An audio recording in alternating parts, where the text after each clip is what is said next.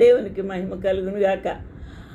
ఆ దినమున అంటే ఉగ్రత దినము. In the day the Lord with his sword and great and strong sword shall punish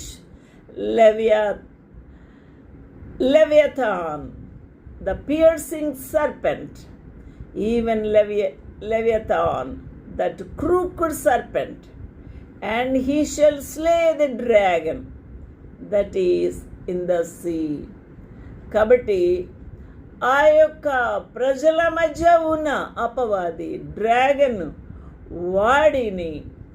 వాడితో పాటు ఆ యొక్క భయంకరమైన తీవ్ర సర్పమైన మకరమును, వంకర సర్పమైన మకరమును, ఆ రెండింటికి కూడా ప్రభు దండించబోతూ ఉన్నాడు. దేవునికి మహిమ కలుగునుగాక. ఎప్పుడైతే వాడిని అపవాదిని వాడి అనుచరుల్ని క్రూర మృగమును దండించినప్పుడు ఇక మనోహరంగా భూమి, క్రొత్త ఆకాశము, క్రొత్త భూమి చేత అలంకరించబడుతుంది.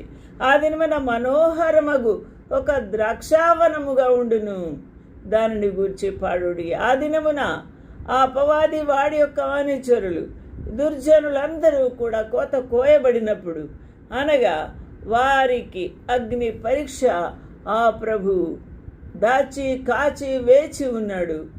ఆ పని ఆ యొక్క అగ్నిగుండములో త్రోయుటకు దేవదూతలు వారిని పోగు చేస్తారు.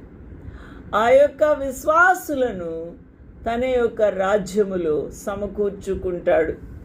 ఈరోజున ఆలోచన చేద్దాము. ఎప్పుడైతే తన రాజ్యములో వారిని సమకూర్చుకుంటాడో ఈ యొక్క ఈ ద్రాక్షావనము ఎంతో మనోహరంగా మారిపోతుంది. ఎంతో మనోహరంగా, చూడ చక్కనిదిగా, పచ్చగా, ఎంతో మంచి సువాసన ఇచ్చే ద్రాక్ష పువ్వులతో మరి యొక్క గుత్తులతో చాలా సంతోషమును కలిగించే వనముగా మారిపోతుంది.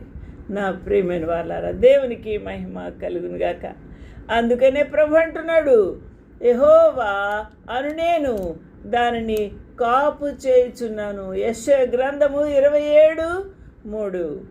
నేను కాపు చేయుచున్నాను, ప్రతి నిమిషమును నేను దానికి నీరు కట్టుచు ఉన్నాను. ప్రతి నిమిషము కంటి రెప్పవలే ఇశ్రాయేలు కాపాడువాడు, కునుకడు, నిద్రపోడు అట్టి ప్రభు కంటి రెప్పవలే ప్రతి నిమిషమును నేను దానికి నీరు కట్టుచూ ఉన్నాను. హల్లెలూయా. దానికి